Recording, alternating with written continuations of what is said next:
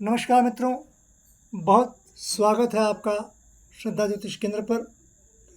आज मैं आपके लिए वीडियो की एक श्रृंखला प्रारंभ करने जा रहा हूं, जो जुड़ा है संतान के साथ।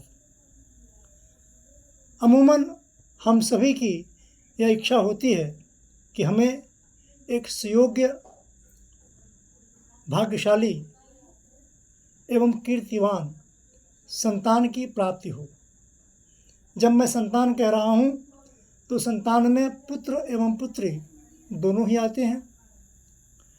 अब ग्रहों की ऐसी कुछ महिमा है कि किसी को संतान समय से प्राप्त होती है, किसी को समय के पूर्व प्राप्त होती है और किसी को विलंब से प्राप्त होती है। समय से पूर्व का अर्थ है कि in early stage of life, जीवन के काफ़ी वैवाहिक जीवन के शुरुआती दौर में ही किसी किसी को संतान प्राप्त हो जाती है। लेकिन वहीं दूसरी ओर कुछ ऐसे भी लोग हैं जिन्हें एक लंबी प्रतीक्षा करनी पड़ती है। तो मैं आप सबके समक्ष सभी विषयों पर चर्चा करूंगा। आज इस श्रृंखला का यह प्रथम वीडियो है जो मैं आपके समक्ष लेकर आया हूं। तो सबसे पहले तो मैं आपको यह बता दूं कि शास्त्रों में कुल मिलाकर के 11 तरह के पुत्र बताए गए हैं। अभी इसमें बात कर रहा हूं पुत्र की, अपनी अगली वीडियोज़ में पुत्री की बात भी करूंगा। तो 11 तरह के पुत्र बताए गए हैं। इनमें से जो प्रथम 6 हैं उन्हें शास्त्र सम्मत तरीके से सारे अधिकार प्राप्त हैं। अब मैं बारी बारी से उनकी चर्चा करता हूँ। तो प्रथम पुत्र को जो नाम दिया गया है, जो प्रथम पुत्र होता है वो है औरस पुत्र। औरस पुत्र कौन होता है? औरस पुत्र वो है जो अपनी स्वयं की पत्नी से उत्पन्न किया गया हो, अर्थात पति पत्नी के संयोग से उत्पन्न पुत्र औरस पुत्र कहलाता है और यह प्रथम पंक्ति में आता है।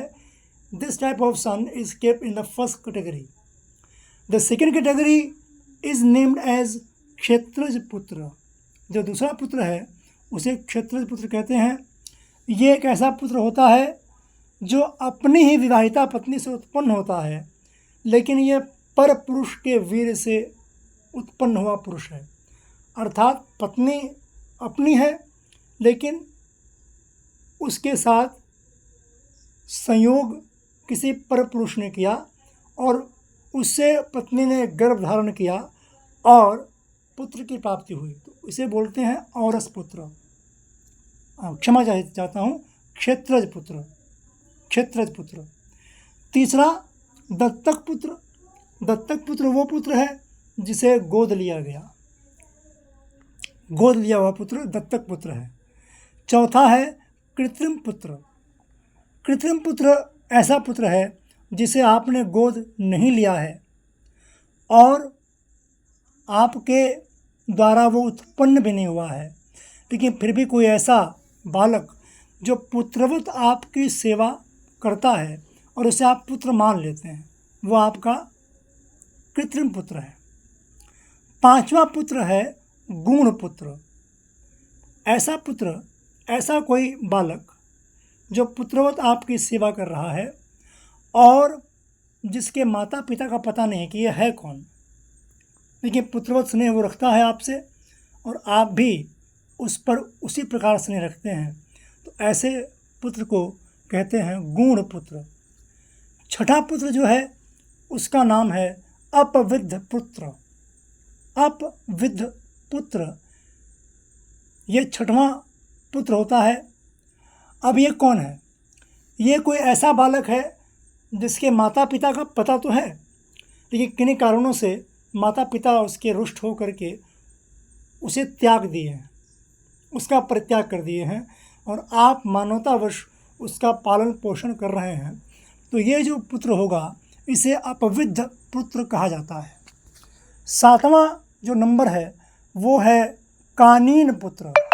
कानीन पुत्र एक ऐसा पुत्र होता है जो किसी कुंवारी कन्या के गर्भ से पैदा हो, जिसने लोकलाजवश किसी पुत्र को छुप के जन्म दिया कहीं पर भी, और आप ऐसे किसी पुत्र को, किसी बालक को पा गए और मानवता के नाते आप ऐसे किसी बालक का पालन पोषण कर रहे हैं जो कुंवारी कन्या के गर्भ से उत्पन्न है, तो उसे कानीन पुत्र कहा जाता है।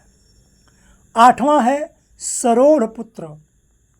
सरोढ़ पुत्र वो होता है जो आपकी किसी परिचित, कोई परिचिता गर्भवती स्त्री हो और जो प्रसवोपरांत बालक को जन्म देने के उपरांत या तो उसकी मृत्यु हो जाए या वो उसे छोड़ के कहीं चली जाए, और आप उसका पालन पोषण करें, मतलब जो व्यक्ति उसका पालन पोषण करेगा वो उसका सरोढ़ पुत्र कहा जाएगा। ऐसा बालक उस व्यक्ति का सरोढ़ पुत्र कहा जाएगा।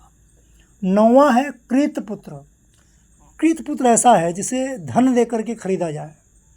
धन दे करके खरीद लिया, होता है ना कि हम इसको अपने जायदाद में हिस्सा दे देंगे, इसका नाम चढ़वा देंगे, तो ऐसा कोई बालक जिसको धन दे करके, संपत्ति दे करके अपना लिया जाए, उसे बोलते हैं कृत पुत्र। 10वां है पौनर्भव पुत्र। पौनर्भव पुत्र वो है जो किसी पुनर्विवाहिता स्त्री के गर्भ से उत्पन्न हो, मतलब ऐसी स्त्री जिसका एक बार विवाह हो गया और दूसरी बार फिर किसी और पुरुष से विवाह हुआ, अब उस पुरुष के संयोग से जो पुत्र उत्पन्न होगा उसे बोला जाएगा पौनर्भव पुत्र। 11वां और अंतिम है स्वयं दत्त पुत्र। स्वयं दत्त पुत्र कौन है भाई?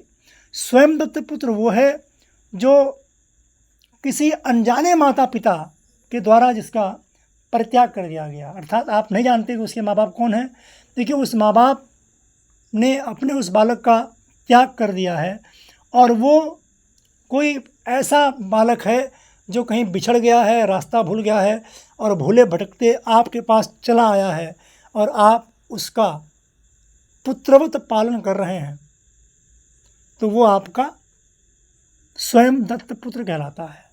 अब जैसा कि मैंने अपने इस वीडियो के प्रारंभ में कहा था कि the starting 6 have all the rights of every kind according to the religion और the text books of religion. तो जो हमारे धार्मिक ग्रंथ हैं वो प्रारंभिक जो 6 पुत्र हैं उनको सारे अधिकार देते हैं। अब आप ये समझिए, बड़ी बात है ये शास्त्र सम्मत पुत्र हैं और इसमें किसी प्रकार का कोई संशय नहीं है। मैं शास्त्रगत बात कह रहा हूँ, जो लिखा हुआ है वो कह रहा हूँ।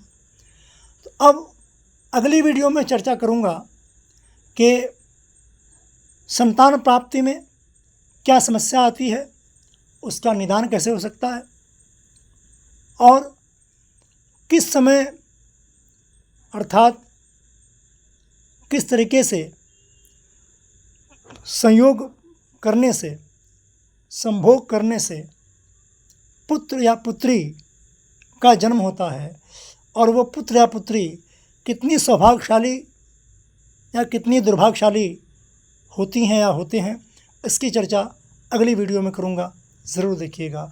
तब तक के लिए नमस्कार। माँ दुर्गा आप सब पर सदैव प्रसन्न रहें, इसी मंगल कामना के साथ। जय माता दी।